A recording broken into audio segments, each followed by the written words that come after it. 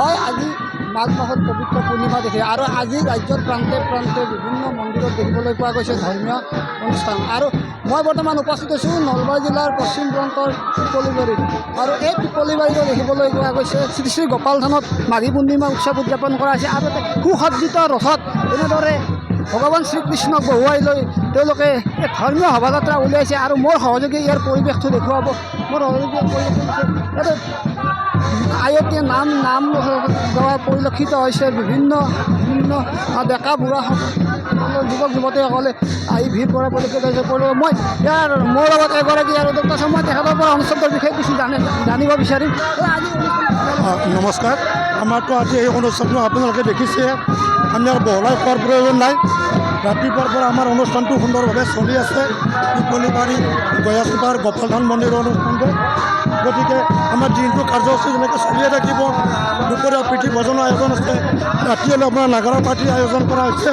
গতিকে আপোনালোকক ইমান বিশাল জনসমাগম আপোনালোকে দেখিছে, গতিকে সকলোৰে উপস্থিতি আমি শ্ৰদ্ধাৰে কামনা কৰিছোঁ।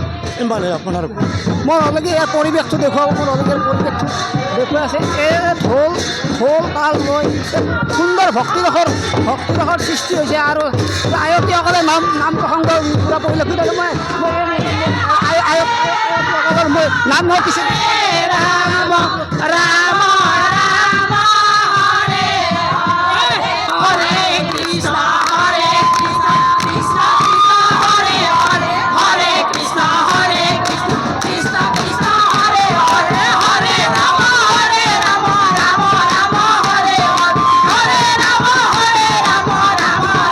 হৰে হৰে কৃষ্ণ কৃষ্ণ কৃষ্ণ হৰে হৰে কৃষ্ণ হৰে। নমস্কাৰ। পোনপ্ৰথমতে মই পিপলিবাৰী শ্ৰী শ্ৰী গোপাল থান পৰিচালনা সমিতি আৰু মাঘী পূৰ্ণিমা উদযাপন সমিতিৰ তৰফৰ পৰা সমূহ সংবাদ গোষ্ঠীলৈ আন্তৰিক শ্ৰদ্ধা নিবেদন কৰিছোঁ।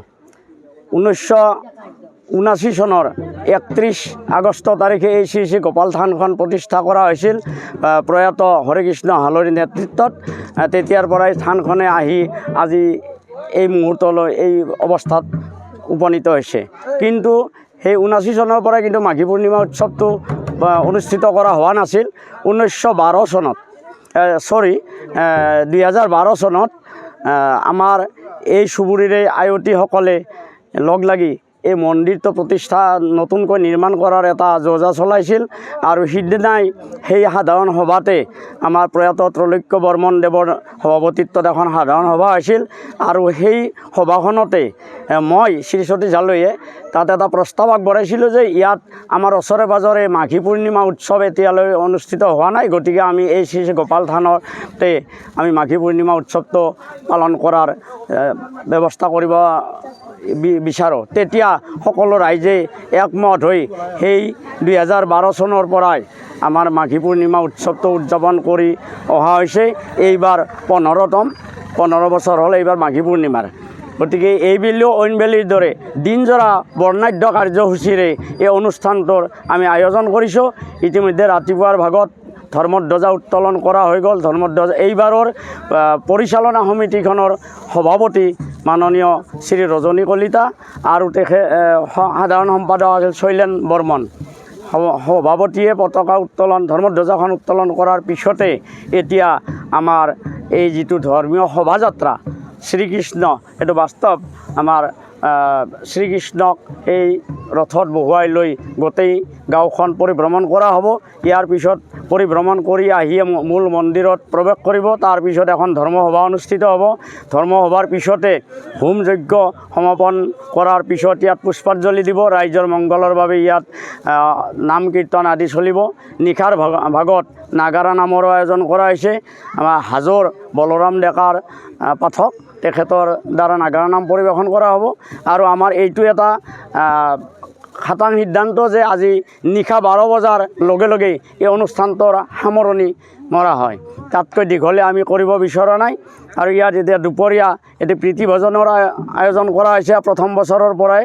ইয়াতেও প্ৰতি বছৰে 3000-4000 মানুহৰ অৱশ্যে অলপ সাল সলনি হৈ থাকে।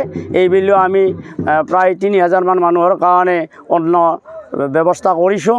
গতিকে এই হিচাপতে আমি এই আপোনালোকৰ জৰিয়তে সকলো ৰাইজকে এই অনুষ্ঠানটোৰ প্ৰতি সহায় সহযোগিতা আগবঢ়াবলৈ আৰু আজিৰ এই অনুষ্ঠানত সকলে ইয়াত উপস্থিত থাকি অনুষ্ঠানটো যাতে সুচাৰুৰূপে পৰিচালিত হৈ যায় তাৰ বাবে আপোনালোকৰ ওচৰত আমি প্ৰাৰ্থনা জনাইছোঁ আৰু লগে লগে পৰমপিতা পৰমেশ্বৰৰ ওচৰতো আমি কৰজোৰে প্ৰাৰ্থনা জনাইছোঁ যাতে এই অনুষ্ঠানৰ জৰিয়তে এই আমাৰ সংসাৰৰ যিবিলাক অপায় অমংগল আমাৰ বিপদ বিঘিনিবিলাক আছে সকলোবিলাক আজিৰ পৰা নাশ হৈ যাওক আমি তাৰ কাৰণে ভগৱানৰ ওচৰত সকলোৱে প্ৰাৰ্থনা জনাম এইখিনিয়ে কৈ আমাৰ এই শোভাযাত্ৰাটো আমাৰ এই মন্দিৰ প্ৰাংগণৰ পৰা ওলাই গোটেই গাঁওখন আমাৰ আগতে পূৰ্ব নিৰ্ধাৰিত মতে এখন নক্সা কৰি থকা যায় ৰুট এটা তৈয়াৰ কৰি থোৱা হয় সেই মৰ্মে প্ৰায় 2 ঘণ্টা 2.5 ঘণ্টা সময় পৰিভ্ৰমণ কৰিব গাঁওখন বহুত ডাঙৰ গাঁও গতিকে প্ৰতিটো অলিয়ে গলিয়ে ঘূৰা হ'ব এইখিনিত আৰু তাত সকলো গাঁওবাসীৰে আমাৰ সহায় সহযোগিতা আছে আৰু এইখিনিতে লগে লগে আমি ইয়াৰ জৰিয়তে সকলোলৈ আমি আমাৰ আন্তৰিক শ্ৰদ্ধা আৰু ধন্যবাদ নিবেদন কৰিছোঁ।